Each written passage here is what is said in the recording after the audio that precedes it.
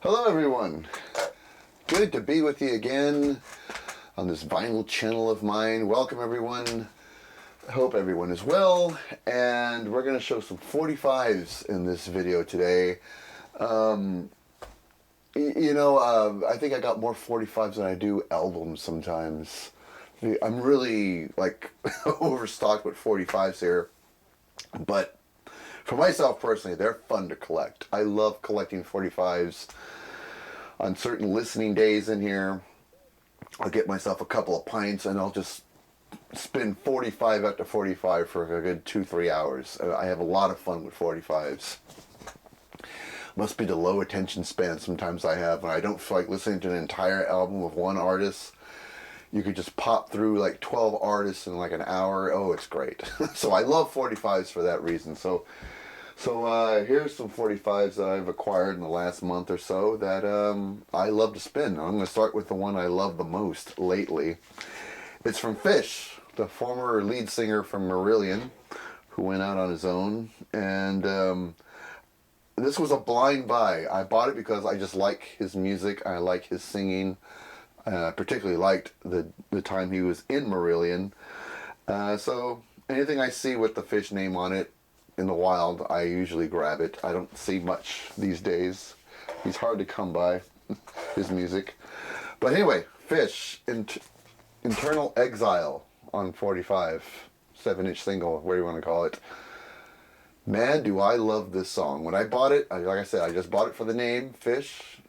I trust in Fish, so I just buy it, even if I've never heard the song before, which is the case here. I go for it, and I'm telling you, I absolutely love this song. I've spun this little 45 a lot of times. I mean, a lot of times. I can't get enough of this song. It's a great song. It's like it sounds like a Scottish folk song, but it has a lot of great energy to it. It's very melodic, and I don't know, the energy's cool. Even the B-side song is really good on this one. It's called Carnival Man. Great B-side song as well on this. Makes me want to get this album that both these songs are featured on. Great song. Like I said, it's like a Scottish folk song. Great energy. His vocals sound fantastic on it. A great spirit on this song. This is probably my favorite Fish song. For a while it was View from a Hill was my favorite song from Fish solo. This is now my new favorite. View from a Hill, but is now second to Internal Exile. It's a real fun song. Look it up here on YouTube. I love that tune. Always puts me in a good mood. Makes me want to drink a pint. All right. He was, like I said, ex-singer from Marillion, so I got a couple of Marillion 45s that I'm very, very glad to have. This one is Cover My Eyes. Cover My Eyes from Pain and Salvation. This is the Hogarth era. This is from the Hogarth era. The guy who replaced Fish as lead singer of Marillion. One of the bigger singles they had with their latest singer. I want to say new singer, isn't it new? Their latest current singer. Cover My Eyes. Pain in Heaven. I think I said Salvation. It's Pain in Heaven. I'm sorry. They never say Pain in Heaven, I don't think, in the lyrics. They just say Cover My Eyes. But wonderful song. The first time I saw Marillion in concert when they came to San Francisco, they played, it was their second song. I wouldn't say they opened with it, but they did play it and made me fall in love with that song. Before that, I thought it was an okay song because it sounded like a made for radio kind of single, which it is. But for some reason, when I saw it live, it just really, really piqued my interest. Let's put it that way. On the B-side, we have the song How Can It Hurt? Pretty cool song. Love this 45. I'm so glad to collect any Marillion 45s. They're not too easy to come by around my neck of the woods, so when I see them, I have to grab them. And I've been lucky for the last couple of years finding Marillion singles. They're not that hard. They're not that easy to find. They're pretty hard. Another one from Marillion is The Uninvited Guest. Again, from the Hogarth era. And these two singles I just showed, cover my eyes in this one. They're really good condition. Really good condition. I bought these used for like, I think $5 a piece.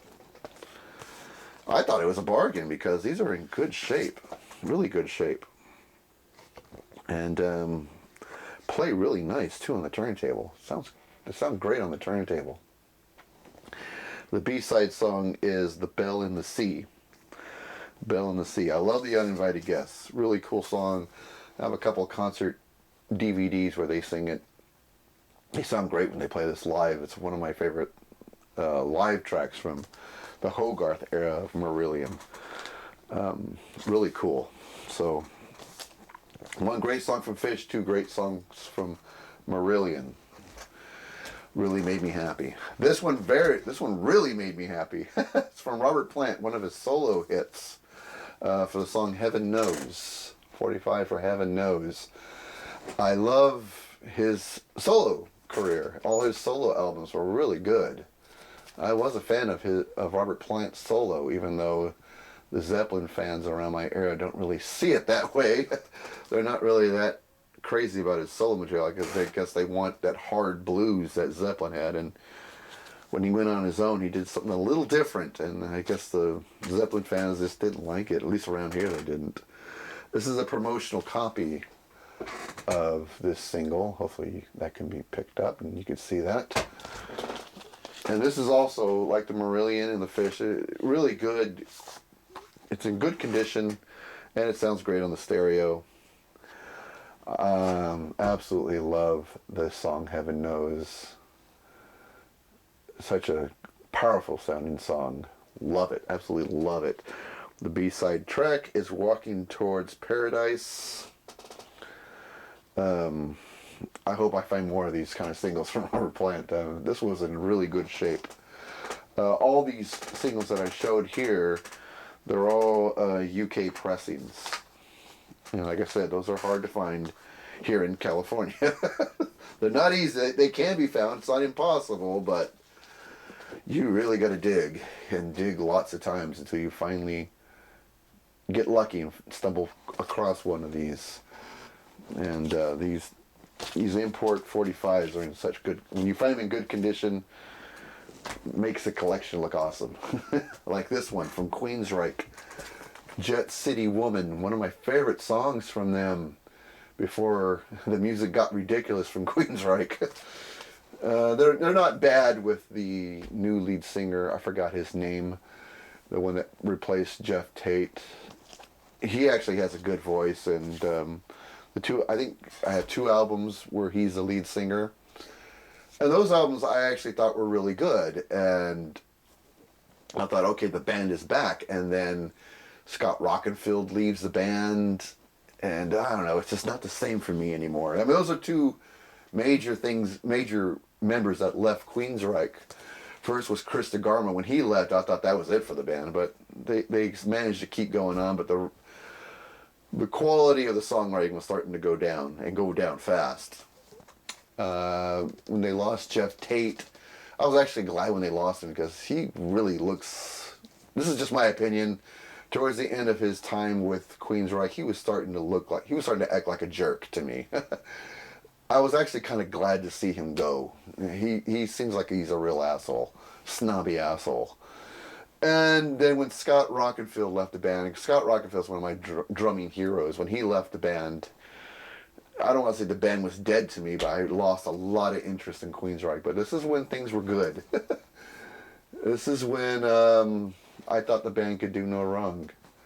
And Jet City Woman is one of my favorite songs from this lineup of Queensryche. Though I have a lot of favorites from. On the B-side, we have the live version of the song Empire, which sounds absolutely killer on here. This is also an import pressing, and I'll show the side. It says Jet City Woman. There we go. Import pressing. It sounds really good, and I don't have any Queensryche 45s. This is the first one. Hopefully there'll be more as I go on other digs, and I could get lucky and come across them, but you know, they're not very easy to find, so I have to be patient and just keep digging and have the faith that one day I'll be surprised. And I was surprised with that one. That's awesome. A couple from David Bowie. This one is for Fashion. Really cool song. I have a friend that's in a David Bowie tribute band, which is called The Man That Fell from Earth. And they do Bowie really fucking nice. Really fucking nice. I'm trying to get my band to open for him one of these days. It almost happened recently, but things just didn't work out. But again, keep the faith and good things will happen. But this is a really cool 45. This 45 I like. I was surprised at how good the condition is of the 45. It plays very well for being as old as it is. As you can tell by the label, it's got some years on it, but man, does it play good. It plays good. On the B-side, we have Scream Like a Baby. I don't really remember what that song... I've heard this song, but I can't remember what it sounded like now. I'm not the biggest... I can't say I'm a big expert on Bowie. I do like his music. I don't have all his albums. I got a few. But I do like what I hear. This is the edited version of Fashion and Scream Like a Baby on the B-side, like I said. So... But I love the song Fashion. I gotta listen to this. When the camera's off, I'll spin this again because I can't remember what Scream Like a Baby sounds like for the life of me. I think I only heard it once, and I heard Fashion like 4 or 5 times already. One of my favorite 45s of his to spin. I don't have many Bowie 45s, but I was real happy to score this one. This is cool. I have another Bowie 45 that I scored. This one's very cool for the song Young Americans, and I have that album. That's a great album. Really love it. On the B-side, we have a live version of Suffragette City. It doesn't say where it was recorded, though. I wish I knew where they recorded this live version of the song, but doesn't give any listing of where the track was recorded, but it is a live version of Suffragette City. And it is on the Black RCA label for Young Americans. And the live version of Suffragette City is this. Look at that, like someone wrote it in a ballpoint pen or something. But it's on there, and it sounds great. Great live version. And of course, Young Americans, great. That's a great song. I've always liked that song. One of my favorite from Bowie. I love that album too. I actually scored a really good used copy of it a few months back, and that's a great album. But this is the VC. All of you know that and been knowing that for years. Another classic rock artist or band, I guess you could say, from the Rolling Stones. Let's Spend the Night Together. Backed with the song Ruby Tuesday. Oh, this is a cool thing to find. I don't know. This has got to be some kind of repressing, or because this looks too new, and it looks too. The conditions is way too good. So obviously, this is probably some repressing of it, a recent repressing of it. It's on London Records, and this is just in great shape, really great shape. So I wonder. I should look these things up before I turn the camera on. I just thought of it right now, like. I know this ain't original because it looks too damn clean. There's Ruby Tuesday, the B-side track. 2 classic songs from the Rolling Stones. Like I said, when I was growing up, a teenager in my 20s, I don't know why, but I hated the Rolling Stones back then. I mean, they had songs I like, of course, but overall I didn't like them. And I don't know what it was. I really don't know what it was. Now that I started collecting vinyl, I started getting some Stones albums. And liked all of them. I liked all the albums. I don't have, of course I don't have everything from them. But they're one of those classic bands that if you decide to collect their vinyl, you're never going to be done. There's so much out there of their music and different pressings of albums and whatnot, that you'll never be done collecting them. And I don't have, as it is, I don't have any room anyway. But what I have of the Stones I absolutely love, and I'm glad to have this 45 because this looks great. It's one of the from their early years, from the 60s. One of my favorite times of that band. Another favorite band of mine is the Police, and this is a cool 45 for the song uh, Can't Stand Losing You. I almost said Loving You. Can't Stand Losing You. And look at that morbid looking cover. that's not feel good right there, but it's a great song. It's a great song. Yes, it is. And the Police is a great band. You know, they just released their greatest hits on a half-speed mastering record. I ordered the live record, Police Around the World. Hopefully it'll come in soon. That'll be on a vinyl video in the future. And this is a great 45. It's on colored vinyl. It's on this blue marble vinyl. Hopefully you could, yeah, it came out pretty good. It's blue marble vinyl. Really gorgeous looking record. Really nice looking. Back with the song Dead End Job. Dead End Job is the B-side track. Really nice looking 45. I was surprised to see that. I remember when I first bought this, I bought it because I just wanted the song. I don't have this song on a 45 from the Police. So I bought it just on that, and I didn't even bother to even look at the record. I just saw this and grabbed it. It's not till I got it home and took the record out and just looked at it like, oh wow, I didn't know it was colored vinyl. That's how excited I was to find it. Didn't even bother looking at the record before I purchased it. Amateur move, I know, amateur move. Alright, let's get into some 80s hard rock. I'm glad I finally have something from this band in my collection, because I actually did like them. It's from Vixen, Edge of a Broken Heart, which was their big debut single back in the day that put them on the map. And I'll say one thing, I never saw these girls live. I never saw these ladies live before, but I've seen concert footage of them on television, on YouTube. These ladies can really play. They are a really good band. And they sound like a really good live band. And I remember back in the day, people made a big deal about them because it's an all-girl band. It's all-chick band. But, you know, you put, being a chick band aside, they were solid musicians. And they can play really well. They play their instruments well. The lead singer has an amazing voice. And they were a good band. They were a legit good band. I don't have their album, but this 45 is a really cool collector's item because it came with a poster. This folds out into a poster, as you can see. And there's the ladies there. As gorgeous and as sexy as they are. Very nice, very nice. And then the other side, we have some individual shots of them. So this was a real cool collector's item. And I do like the song. I do like the band. Maybe I will just break down and buy their album somewhere if I see it out in the wild. I gotta admit, I don't see it that often. But it just made me remember, like, you know what, they were a good band. Everybody made too big a deal about them being a chick band and made them look like they were some kind of novelty act. But they really were a legit kick-ass band. So, and they played their instruments well. So that's more than you could say for a lot of 80s bands. All right. Here's one from King Crimson. This is Heartbeat.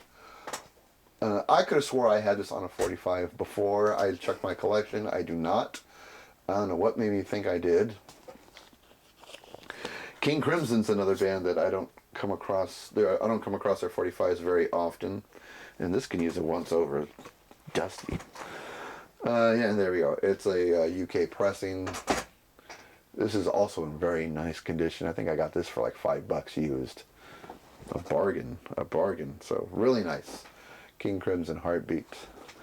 I gotta get back into their records. I do have a decent collection of their albums, and this is just a band I haven't listened to in a long time, which is a shame because they are great. They are great, hands down. Back to the 80s. I remember this band. I used to love this band, especially this song. This is a great song from them. From Extreme, Get the Funk Out.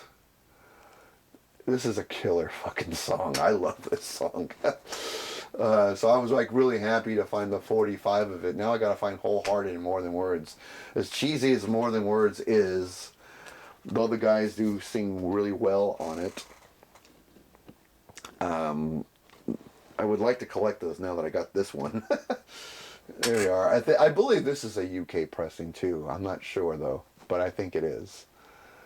But this was a great find for me because I really do love this song. Back with the song, Little Jack Horning. So really cool. Awesome little 45.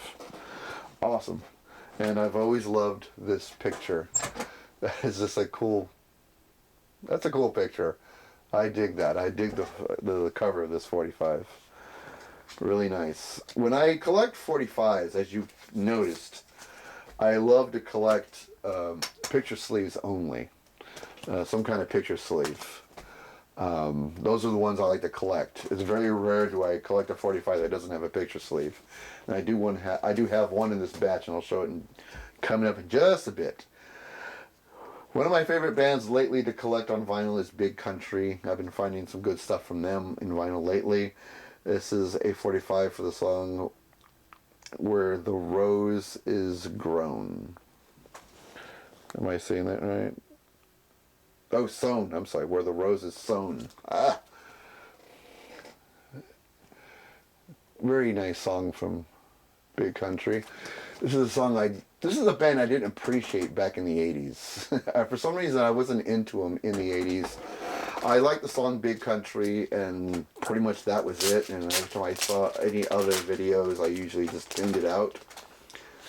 And I regret that now, because now that I've become a VC person and started collecting a lot of vinyl, they're a band I've been into collecting their stuff, their 45s, their 12-inch singles, their albums. It is, they are a good band. They have a great sound. I really dig their sound. Now that I'm older, I can appreciate it now. When I was younger, I guess I just didn't know what I liked. And, God, I regret not being into them when it was the 80s and they were at their strongest. Oh man. And I'm trying to see what the B-side song is, but I'm getting a lot of glare. Prairie Rose is the B-side song. That's what I get for trying to read without my glasses on. Anyway, really cool 45. Anytime I can find anything from this band that I don't have in my collection, it's usually an automatic thing, even if I'm familiar with the song or not. If it has their name on it, it's at least worth a shot. Even if it's a blind buy, it's worth it. So there we go. New from Big Country. This I've only heard once. I've only heard this once. I already forgot what it sounds like, the song. I've been into Ultravox lately, and I found this picture disc.